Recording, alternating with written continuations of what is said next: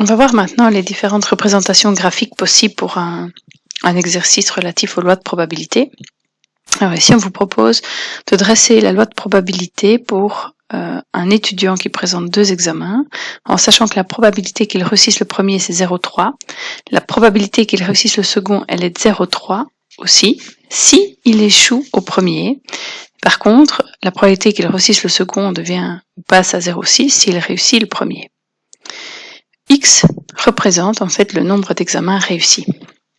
En fait, pour aborder un problème de loi de probabilité, donc la première chose à faire, c'est bien évidemment de déterminer la variable aléatoire. Ici, c'est le nombre d'examens réussis, c'est ce qu'on cherche, c'est la chose pour laquelle on cherche à établir la probabilité en fonction des différents cas.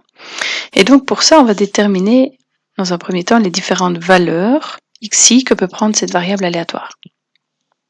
On va donc obtenir des nombres. Ces nombres, on va ensuite traduire l'énoncé en probabilité de manière à faire correspondre à chacun de ces nombres une probabilité associée. Une fois qu'on pourra associer une probabilité à un nombre pris, une valeur prise pour la variable aléatoire, alors on pourra dresser la fameuse loi de probabilité qui se présente de temps en temps comme un tableau.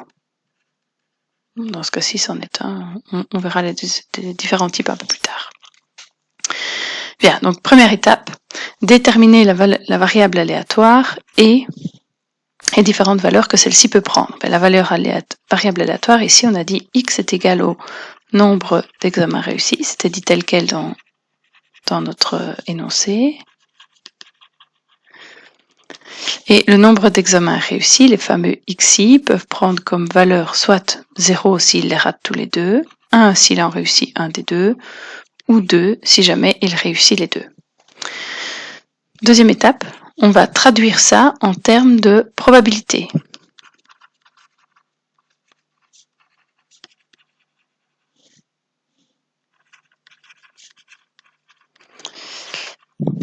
Alors, si on traduit ça en termes de probabilité, on sait que la probabilité de réussir le premier examen, elle est de 0,3.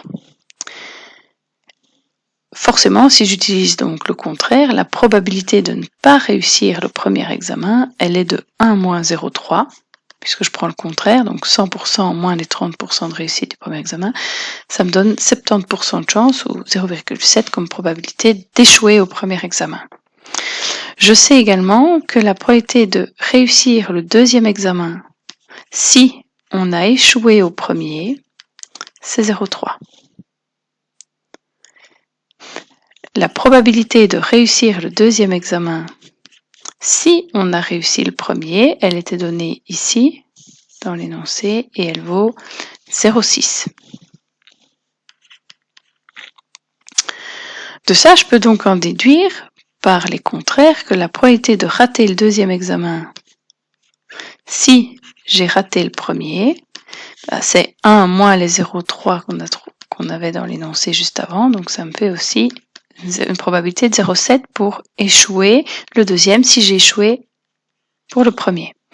De la même manière, la probabilité d'échouer pour le deuxième examen si j'ai réussi le premier cette fois-ci, c'est 1 moins 0,6, puisque c'est le contraire de ce qu'on avait juste devant, soit une probabilité de 0,4 d'échouer au deuxième examen si j'ai réussi le premier. Bien, on a ici la plupart des événements de base. Troisième étape, je vais donc calculer les probabilités associées.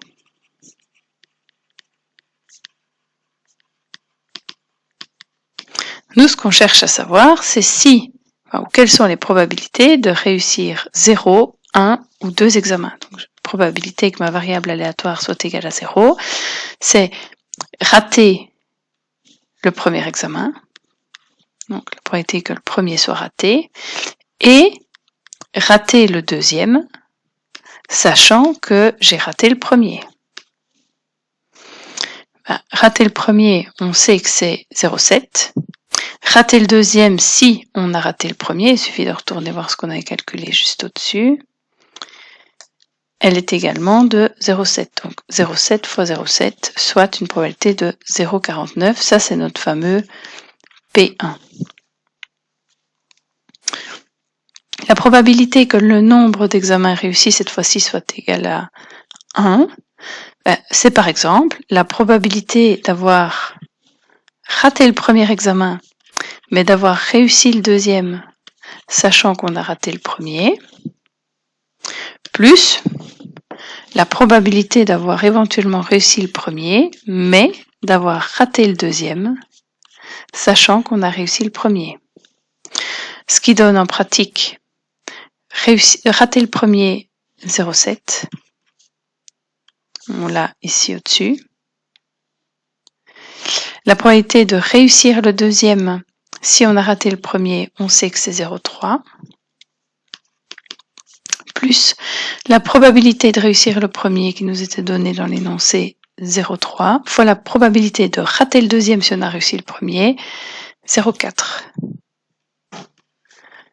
Ce qui fait une probabilité finalement d'avoir un seul examen réussi de 0,33.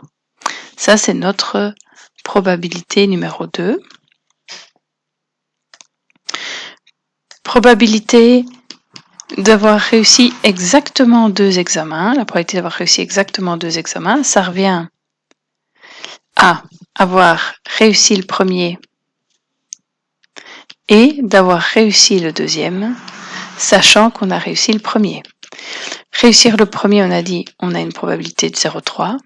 Et réussir le deuxième, sachant qu'on a réussi le premier, on avait trouvé une probabilité de 0,6.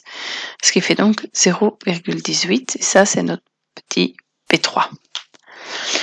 Maintenant que j'ai établi les différentes probabilités séparément, je peux établir la loi de probabilité.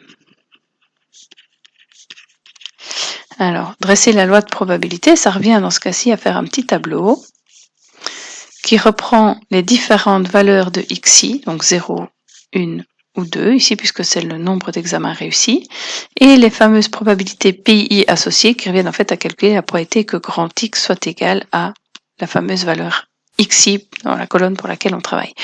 La probabilité d'avoir 0 examen de réussi, on a dit 0,49, presque 50%. Avoir un seul des 2 examens réussis, 0,33. La probabilité d'avoir les 2 de réussis, seulement 18% de chance. Maintenant qu'on a notre loi de probabilité, on peut également calculer la fonction de répartition. Alors la fonction de répartition, pour rappel, ça revient, en partant de la valeur la plus à gauche dans le tableau, à calculer successivement les probabilités cumulées. Donc, la fonction de répartition pour les différents xi, on va avoir, je vais mettre en couleur ici, la probabilité que grand X soit plus petit ou égal à 0, plus petit ou égal à 0, dans ce cas-ci, on n'a que X égale 0, donc on sait que la fonction de répartition pour la première variable, donc f de 0, c'est égal à 0,49.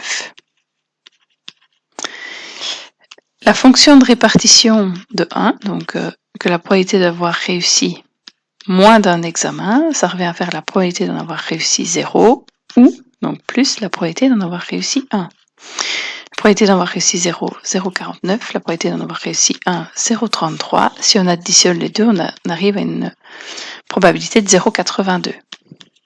Donc je n'ai rien fait d'autre que d'additionner finalement 0,49 et le 0,33. Et alors la fonction de répartition de 2, c'est donc la probabilité que le nombre d'examens réussis soit plus petit ou égal à 2, autrement dit, probabilité d'en avoir réussi aucun, d'en avoir éventuellement réussi 1 ou d'avoir réussi les deux. J'additionne en réalité tout le tableau, donc 0,49 plus 0,33 plus 0,18 et on arrive exactement à 1 si on additionne l'entièreté des événements en jeu ici, donc le nombre d'examens réussis, soit 0, 1 ou 2.